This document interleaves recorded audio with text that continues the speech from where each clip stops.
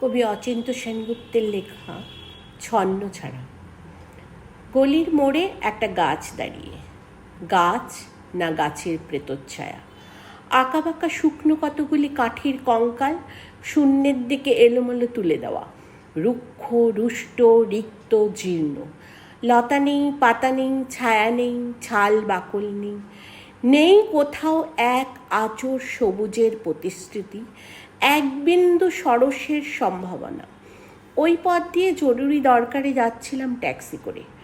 Driver বললে ওদিকে যাব না, দেখছেন না ছন্নছাড়া কটা বেকার ছোকরা রাস্তার মাঝখানে দাঁড়িয়ে আড্ডা দিচ্ছে, চোঙা প্যান্ট, চোখা জুতো, রোখা মেজাজ, ঠোকা কপাল।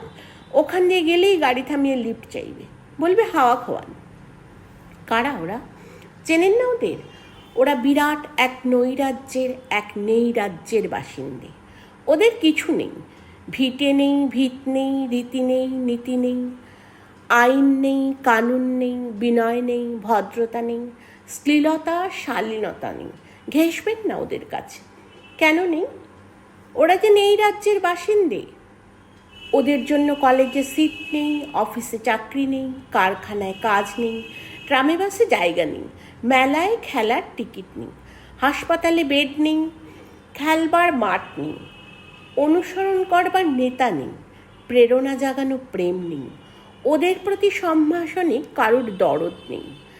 ঘরে বাইরে উদাহরণ যা আছে তা ক্ষুদাহরণের সুধাখরণের উদাহরণ নয়, তা সুধাহরণের ক্ষুধাভরণের উদাহরণ। শুধু নিজের কোলের দিকে ঝোলটানা। এক ছিল মধ্যবিত্ত বাড়ির এক চিলতে ফালতু এক রক, তাও দিয়েছে লোপাট করে।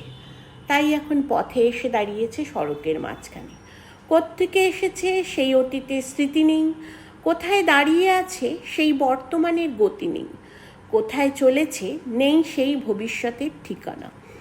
সেচহীন ক্ষেত, মনেহীন চোখ, চোখহীন মুখ, একটা স্ফুলিঙ্গহীন ভিজে বারুদের স্তূপ।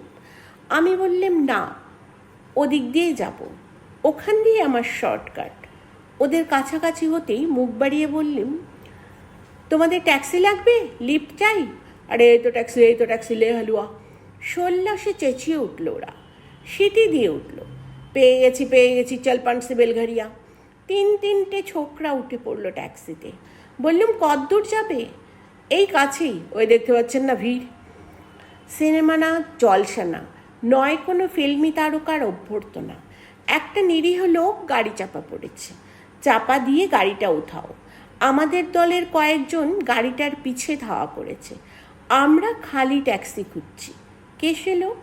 একটা বেওয়ারিশ ভিখারি, রক্ত মাংসে দলা পাকিয়ে গেছে। ওর কেউ নেই, কিছু নেই। শোবার জন্য ফুটপাত আছে তো মাথার উপরে ছাদ নেই, ভিক্ষার জন্য পাত্র একটা আছে তো তার মধ্যে প্রকাণ্ড একটা ফুটো।